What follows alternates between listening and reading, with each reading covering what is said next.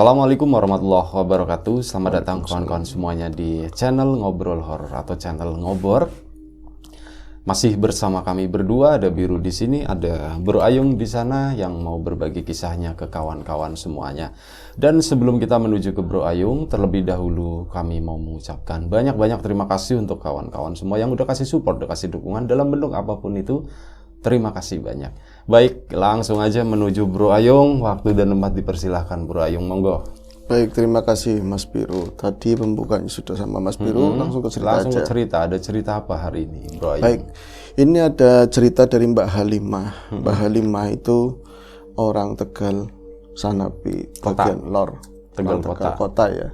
Kota apa lebih ke pesisir malah. Pesisir ya. Ya kota lah situ masuknya. Itu ikutnya kota ya? Kalau nggak salah ya. Iya, kita Soalnya ada yang kabupaten juga ya. betul, kalau ngidul itu kabupaten ikutnya.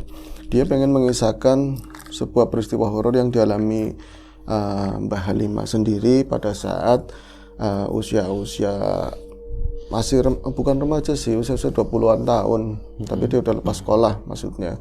Jadi ini jadi Mbak Halimah aja ya. Saya itu punya tetangga dan juga ya sahabat ya, kawan akrab banget. Itu namanya Sinta. Pantaran.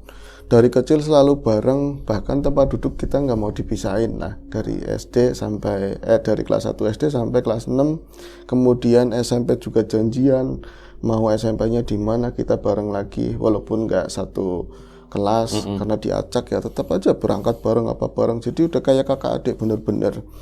Sampai akhirnya saya itu nyantri, sementara si Sinta itu tetap SMA. SMA di Tegal juga SMA-nya. Kemudian dia itu, Sinta punya adik namanya Dewi. Itu kalau Sinta kan anaknya kecil ya Mas, anaknya itu bukan yang bongsor kayak saya, badannya kecil, tapi adiknya agak bongsor sedikit lah. Terus ketika saya sudah selesai santri, nggak lama lah ya, saya pulang, kemudian saya menikah lebih dulu. Saya menikah lebih dulu, dari situ ketemu lagi, akrab lagi yang namanya Sinta, sahabat saya, saudara saya itu.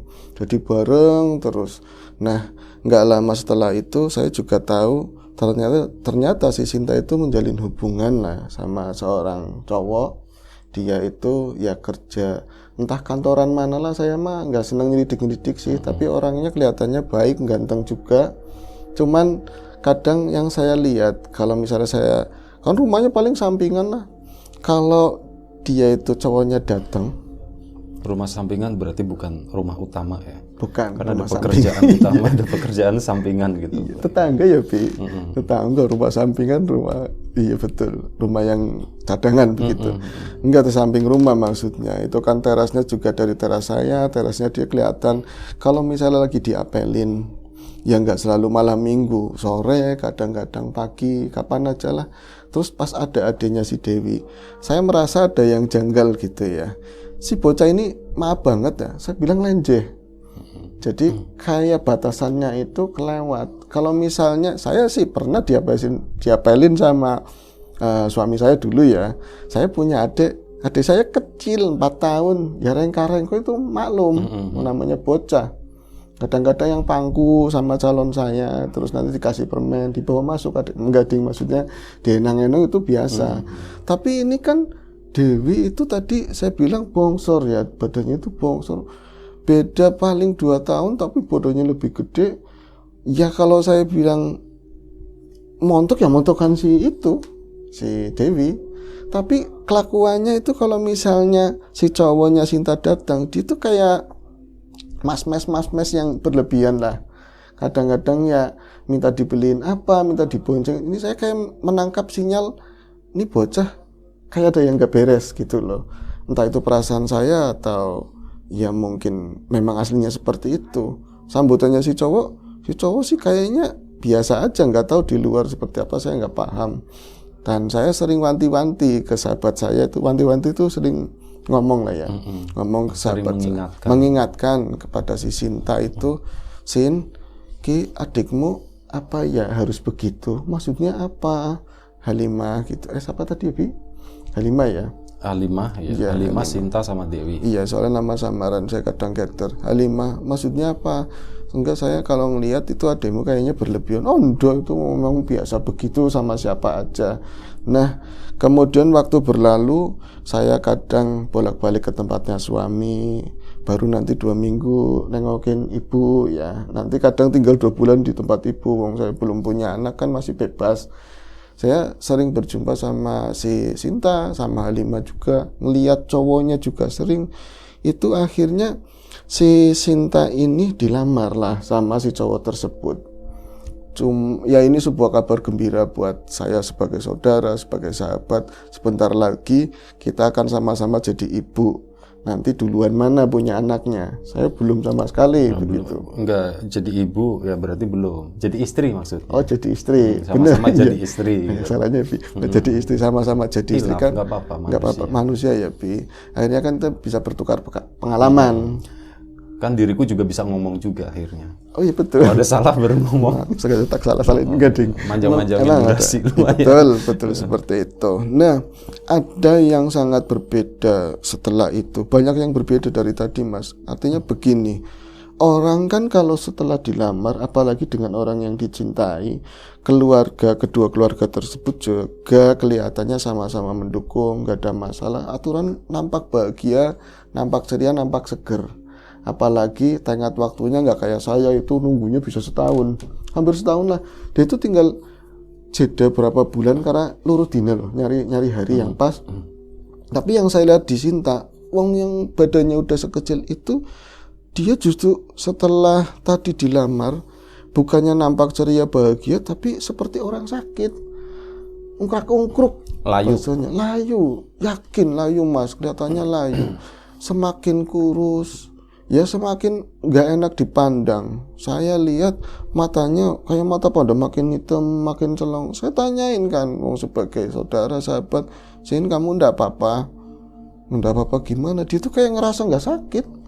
Saya cecer nyampe bener-bener lah. Yuk kita kemana? Kayak maksudnya mau tak bawa ke dokter kayak kemana gitu kan. Tak tanya-tanyain di luar, kalau di rumah itu nggak ngaku, tetap aja dia merasa sehat. Bahkan konsumsi makanannya mau mie ayam yang pedas ke es biasa aja. Tapi hari demi hari sampai saya ngomong sama suami, saya alasannya mau nungguin ibu yang sakit, padahal mau mantau si Sinta. Karena ini makin udah tanggap kayak saudara sendiri, makin brek cepat banget, dan si badan itu makin habis. Yang aneh dari keluarganya itu nggak ada, ketika saya ngomong itu nggak ada sambutan sama sekali. Artinya dia nggak ada, cek aja. Si Sintanya juga kayak ngerasa sehat, tapi dari penampakan saya, tetangga-tangga yang lain ngomong, iya ya Sinta nggak bodoh tapi kayak alum banget. Iya wah, saya udah ngomong tapi kayaknya lah pembeli beli saja urusin diri sendiri aja. Ya buat saya nggak bisa, dia kan saudara saya bilang begitu kan. Sampai mendekati hari pernikahan, mungkin Mas kurang sekitar 2 mingguan, saya nggak pernah lihat Sinta di luar rumah nyapu itu nggak pernah. Kemudian tadi karena saya juga ada marahnya ya, ada emosinya ketika ngomong sama saudaranya, ngomong sama keluarganya terus nggak ditanggapi kan sewot. Saya jadinya ada sewotnya lah. Tapi ya kalau saya nggak marahin takut ada apa-apa, saya tetap kesana. Bapaknya ngomong, wong lagi sakit Sintanya begitu. Saya juga nggak langsung masuk karena yang paling nggak respect itu ibunya lah. Itu saya nggak suka dari modelnya, dari tampangnya. Saya nggak seneng. Dari dulu emang kayak gitu, agak galak. Tapi karena memang tadi terpanggil, saya saudara, saya sahabat, di 2 hari kemudian saya tetap kesana bawa buah, saya nengokin Sinta. Dan disitulah saya terkejut luar biasa. Hampir saya nggak bisa mengenali saudara saya itu yang namanya Sinta, teman saya. Pas masuk tanya, kamu siapa gitu? Iya, kamu siapa? Saya Anton. Maksudnya dari penampakannya, rautnya, dia itu mengering, kurus, bener-bener kurus banget, dan hanya bisa senderan di ini belakang dipan itu ya, ada jeblekan-jeblekan begitunya, disenderin sama bantal tinggi, cuman kayak gini aja. Halimah, nggak ada kata-kata apapun, ngomongnya Halimah, kayak mau ngomong apa tapi entah takut, entah ditahan apa gitu kan. Terus saya ke sana, kamu kan sakit, saya udah bilang dari dulu sakit. Saya di sini ngomel-ngomel sama ibunya. Kenapa nggak dibawa ke rumah sakit? Kenapa nggak berobat? Mereka itu kayak wis, cuman kayak gitu. Cuman saya lihat juga nggak pernah dibawa kemana-mana. Akhirnya setelah saya datang hari itu sore lah ya, keesokan harinya 3:30 waktu itu, habis asar persis, itu ada pengumuman di musola, Sinta meninggal. Sinta itu meninggal. Dan itu ya Mas, setelah peristiwa itu, ini horornya mulai. Saya itu nggak ada firasat apapun, cuman saya nengokin memang dia udah sakit parah, dan saya menyesali nggak bisa bantu apapun. Penguburannya layak seperti orang lain, umum lah, ada tahlilan. Tapi setelah orang tahlilan bubar, saya kan di rumahnya itu ya, keluarga itu bantu-bantu beres-beresin apa wedangan-wedangan, ini dibersih-bersihin, dicuci-cuci gitu. Saya itu ke depan serasa ada yang manggil itu jam 9:30. Emang saya itu mau pulang niatnya, tapi mak saya masih di sana. Mak, saya pulang duluan ya mak. Ya udah, kamu nanti takut suaminya datang. Saya memang niatnya mau datang, dia nggak ikut tahlilan karena masih kerja. Tapi ketika saya mau ke depan, kayak ada yang manggil Halimah, tapi bukan suara normal Halimah, suara persis kayak ketika dia itu terbujur itu loh. Halimah itu berkali-kali, Halimah. Loh, kayak suaranya Sinta, ini bener apa enggak ya? Saya nengok ke arah ibu, ke arah mak saya, memastikan nggak ngomong sih, tapi ini ada suara situ, denger apa enggak? Mak saya malah primen, katanya seperti itu. Gimana? Sudah balik apa enggak? Jadi balik apa enggak? Akhirnya dipungusin jajan-jajan. Oh, mungkin anak saya nggak punya jajan, mungkin ya, buat keletikan lah di rumah. Nih, kau balik, orang nggak dine, katanya seperti itu. Saya keluar Mas, loh jantung kayak perkasannya mau copot.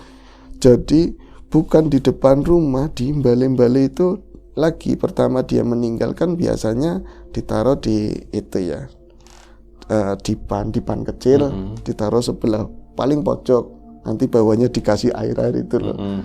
Nah itu saya ngelihat balai itu ruang tamu ya. Balai ruang tamu. Saya ngelihat Sinta ada di situ. Demi Allah Mas, itu tapi posisinya bukan kayak orang mati, benar-benar orang duduk, adanya di pojokan, dan itu di situ banyak orang. Yang aneh ya, baru beberapa saat lalu lah ketika saya mau pamit sama ibu, itu di luar tuh rame, bahkan tukang son aja masih ada, tukang son setempat. Itu bisa ngeletak semua kayak orang tidur. Ya emang orang tidur, benar-benar tidur. Saya malah lewatnya itu angel ya, cimit-cimit, karena masih ada kopi, ada jajanan, ada gelas-gelas rokok itu ya, rokok taruh di gelas. Itu ada suara lagi, Halimah kayak gitu, makin kecil. Saya nengok ke arah kiri kan, ya Allah, nyampe ke saruk, itu kaki-kakinya orang pada tidur. Mau ngabruk, saya mau jatuh itu ngabruk ya. Saya mastiin lagi, tadi saya ngeliat beneran apa enggak. Saya tengok bener-bener masih ada. Dia itu duduk selonjor kayak orang sakit yang parah banget. Kayak gini, rambutnya itu turun semua, acak-adul tapi hitam, memang kayak lagi posisi dia lagi sakit parah itu. Ngomong Halimah. Saya langsung, apa panan, langsung kayak gitu, ladak, bahasa ladak itu latah, apa panan, mau konis mati, langsung kayak gitu. Itu dari belakang, itu pada ke depan ya, termasuk orang tuanya Halimah, ibunya juga, bapaknya juga. Nah, saat itu yang pada tidur dilalai, cek pada bangun semua, apa. Ya saya masih, mungkin ya kata orang-orang yang lihat, saya itu kayak orang diliatin seperti itu, setengah sadar. Itu diraupi banyu macam-macam, air ya, dikasih air, doa. Saya nggak begitu sadar. Setelah saya sadar itu di depan rumah, saya dibawa ke depan. Saya ngomong, anak Sinta ning kono. Padahal ini saru, jangan ngomong kayak gitu ya kan. Tapi saya kelepasan. Akhirnya jadi momok sampai pagi. Nah, hari kedua saya mau ke sana mang-mang atau ragu-ragu, takutnya saya ketemu lagi sama si Sinta. Saya pikir ini matinya nggak wajar meninggalnya Mas, karena sakitnya terlalu cepat, nggak ada amanat apapun, keluarganya juga nggak respect. Kok nemuin saya dengan posisi kayak gitu, baju yang biasa dia pakai kalau misalnya ngobrol-ngobrol begini loh. Nah, hari keduanya lagi bukan di rumah, saya nggak kesana ding malahan. takut lah, saya takut. Kalau mungkin itu arwahnya ya embuh, orang udah meninggalnya urusannya ke sana. Kalau korin ya tetap serem, mau arwah mau korin serem. Saya di rumah nemenin bocah, nemenin adik saya yang kecil. Suami saya malah waktu itu ada ikut tahlilan. Hari kedua baru dia bisa ikut. Lah di sana lagi gembrangsang orang tahlilan, itu pintu saya diketok, tok tok tok tok. Ketukan itu yang di lagu-lagu, ketukan yang ada nadanya itu. Selama ini dari kecil yang ngetuk model kayak gitu cuma Sinta. Saya tadinya nggak terlalu kayak semacam dia itu masih hidup dan Sinta tekasung kayak gitu loh. Saya ada temennya. Lupa. Pas saya bangun baru mau buka pintu masih diketok, mau tak buka, astagfirullahaladzim, ini ketukannya si Sinta kan udah nggak ada. Saya nggak berani buka daun pintu, adanya saya ke gordeng. Saya ngintip dari gordeng. Itu juga sebenarnya kalau misalnya nggak usah dibuka juga kelihatan di luar walaupun nggak jelas. Saya mau mastiin, saya buka begini, ada beneran mas, yakin, ngadeg katanya berdiri, tapi nggak ke arah pintu, membelakangi. Ya badannya, bajunya masih sama kayak gitu. Terus dia ngomong, saya dengar suaranya walaupun kecil. Halimah, ada kata tolongnya, itu ada kata tolongnya. Tolong Halimah, tolong. Saya teriak lagi, mo aja menek, mo sama yang jahat sama kamu mesti matinya nggak beres. Saya teriak-teriak begitu. Lagi-lagi ada orang rumah yang dengar. Ternyata samping kan deket ya, mungkin samping jendela saya ada tukang son atau apa. Mbak, itu jendela diketok-ketok. Mbak, kenapa? Ada apa? Ora apa, nggak apa. Mau dipanggil lemahnya, ini dari pawon bisa, dari belakang. Nggak usah mas, nggak usah. Itu senyap beberapa saat. Saya tengok lagi, masih ada mas, masih ada. Dan kali ini rada miring. Mungkin sebentar lagi kalau nggak saya tutup begitu, mukanya kelihatan.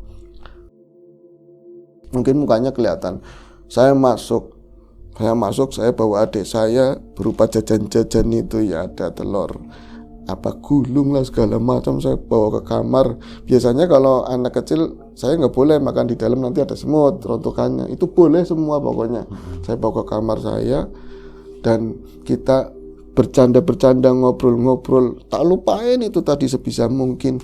Lah itu lawang ya, pintu kan nggak ditutup,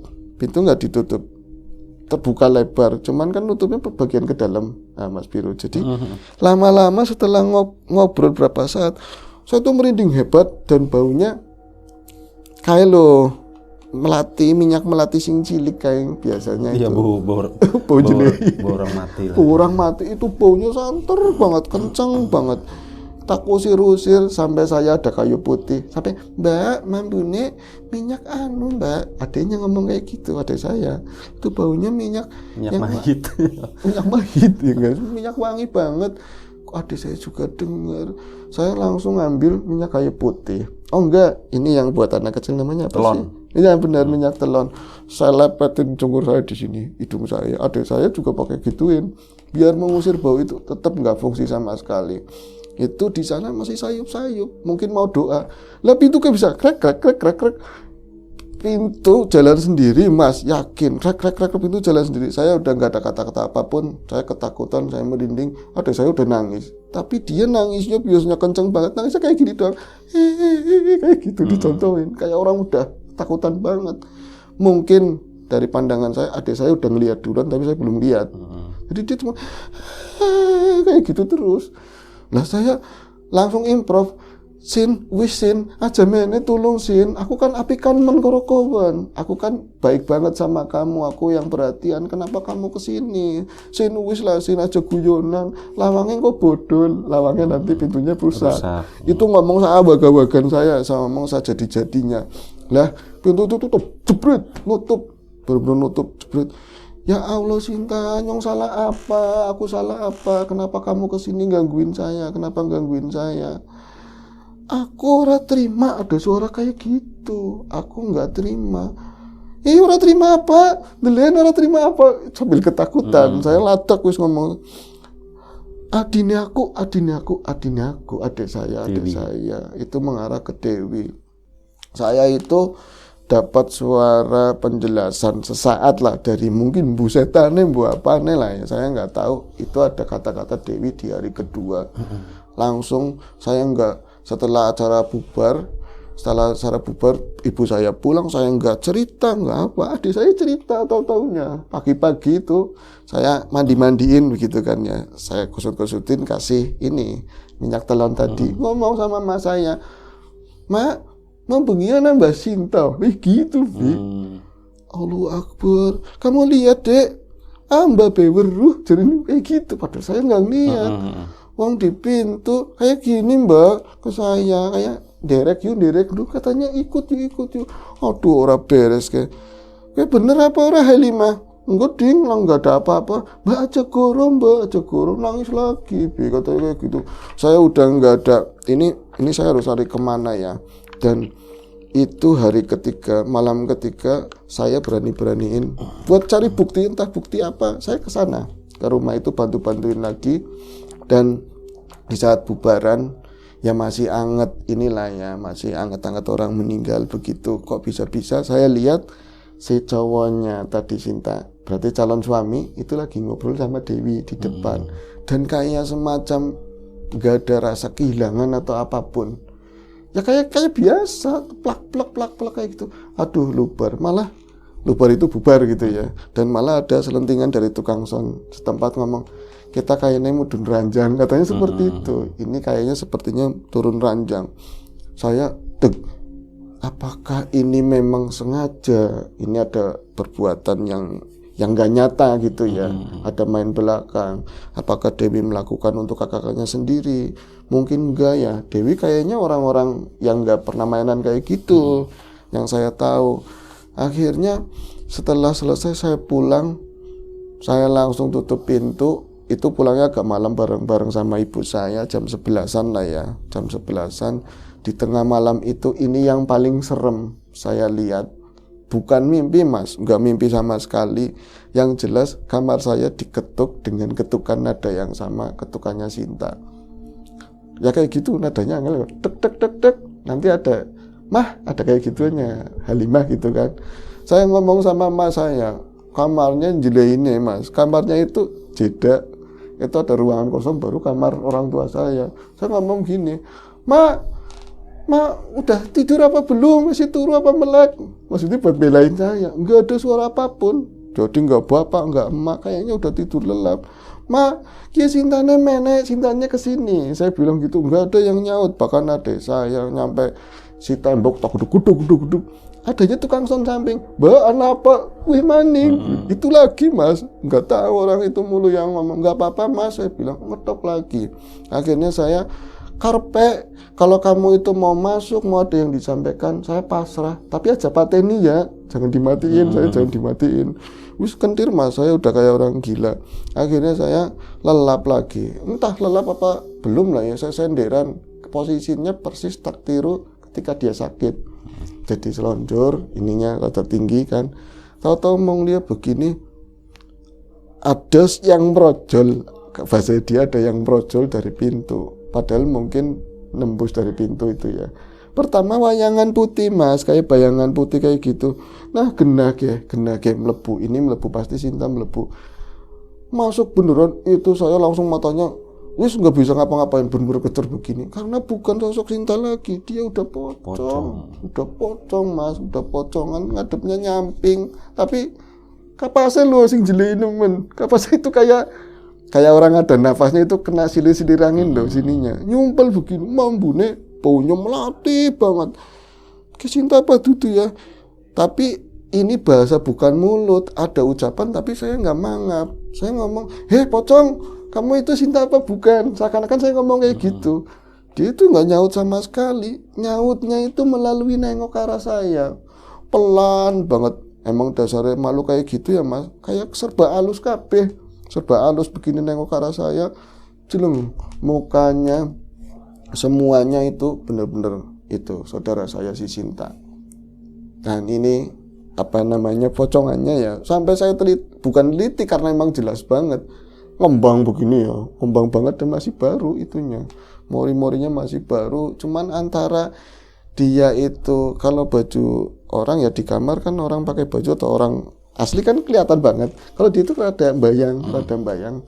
Tapi mukanya itu jelas banget dan nggak hitam kayak yang lagi kemarin saya tengokin. Terus pada saat kemarin itu ngawangi saya itu, dia itu bersih.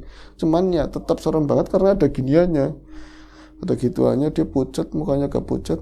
Tolongin saya, ngomongnya kayak gitu. Tolongin apa? Kon kenang apa sih? Kon pocong apa sih? Ngomong itu keras banget. Mbak, anak apa? Aduh, saya masih dengar itu. Saya bilang, anak pocong. Gara-gara dok pocong apa? Medeni ya, kamu itu nakut-nakutin saya. Saya itu bandel mbak, biasa mbak. Padahal saya lagi digituin. Berarti kan saya melek mas. Dia nyaut. Akhirnya saya ngomong, sin panprimen, acaranya panprimen, cinta balik mana? Alami beda. Miskin, tagusa mas. Itu nyata, bukan saya cuman diem. Itu bisa bergerak, tagusa. His, mana his, kayak gitu. Itu mas saya dengar. Anak apa sih bocah, yuk geger temen sing mau. Itu berisik banget dari tadi. Anak pocongnya Sinta mana? Berisik lah. Aja gawe bikin takut gitu ya. Aja bikin takut, aja bikin gempar. Saya diomong begitu, itu nggak ada langsung. Saya kayaknya nggak nengok loh, cuman kayak dengar suara dari sampingnya. Saya nengok ke sini, itu udah nggak ada. Akhirnya besoknya saya dicocor sama mas saya nggak ngaku. Saya cuma ada satu temen ya, santri, dia juga punya ya indigo mungkin bisa melihat yang kayak gituan. Saya minta ke dia penjelasannya ini apa. Meneng mas, biasa wong sakti kan rada meneng dulu mas kayak gini. Kondisi kalimat tak deteksi katanya seperti itu. Suwen katanya. Ngerela kau duduk kayak ora patya padang katanya, enggak. Kalau nggak ada rokok nggak begitu cerdas saya. Kesuwen, akhirnya dia malah ngambil HP. Ya kiai, iya ki, niki kancane kulo malah nelpon sama ininya abahnya. Nggih. Nggak usah dipanjang-panjangin ya, kayak gitu. Menurut kiai saya katanya, bukan dia. Jadi ya tadi iri dengki, dan memang itu udah direncanakan udah lama. Kayak gitu, jadi orang dekat katanya seperti itu. Kamu mesti udah tahu, udah nyangka, kata teman saya kayak gitu. Nah, saya di situ terpukul banget. Oh iya, gara-gara kayak gitu aja mau nyakiti saudara sendiri, seperti itu loh. Akhirnya saya ngomong sama orang tua, bocah wadon ya, ceritanya sama ibu buka selama ini yang saya nggak pernah tahu. Ternyata si Dewi itu anak gawanannya itu ibu sekarang, itu ibu kedua. Berarti Sinta itu bukan anaknya ibu yang sekarang. Ya? Anak tiri. Jadi dulu bapaknya menikah, terus punya anak Sinta, ibunya meninggal. Beda ibu ya. Menikah lagi. Nah itu dapat sih tadi si Dewi. Dan kalau karakternya kata ibu, orang itu pernah terlibat masalah kayak gini juga. Tapi saya nggak cerita sih. Tapi ibu kayak nebak-nebak. Ugang kok. Wadon kue maning. Jangan-jangan orang itu lagi yang buat masalah kayak gini. Anak apa sih bu? Dulu pernah kayak gitu masalah sama bapak kamu. Di sini udah pernah nembak ke keluarga dia, itu ternyata biangnya ya istrinya Jadi dia itu ada terkait sama perdukunan lah, udah biasa kayak gitu. Ya walau alam sih nggak ada penjelasan pastinya, tapi kayak gitu kok mungkin dilakukan. Akhirnya saya kontak teman saya lagi buat nulungin itu, caranya apa? Ya doa aja. Memang jalan patinya memang begitu. Terus setelah 3 hari itu memang nggak pernah nongol lagi. Udah selesai. Tapi terakhir ya itu paling serem. Saya pocong teman saya sendiri kayak apa gitu. Iya. Tapi akhirnya memang berdua menikah Sampai sekarang nggak bahagia. Nggak bahagia. Sudah ditinggal, udah kelara-lara lah bahasanya. Itulah. Oke, baik. Terima kasih Bro Ayung atas ceritanya. Itu ya satu, ya biasalah prahara rumah tangga seperti itu. Cuman jangan sampai nyampe kayak gitu juga lah. Terima kasih Bro Ayung, kawan-kawan di rumah juga terima kasih banyak. Mohon maaf misal ada sesuatu yang gak berkenan di mata, di hati, telinga kawan-kawan semuanya mohon dimaafkan. Mbak Halimah juga terima kasih atas ceritanya. Sampai jumpa di episode selanjutnya Ngobrol Horor. Sekali lagi terima kasih banyak. Jaga kesehatan kawan-kawan semuanya. Assalamualaikum warahmatullahi wabarakatuh.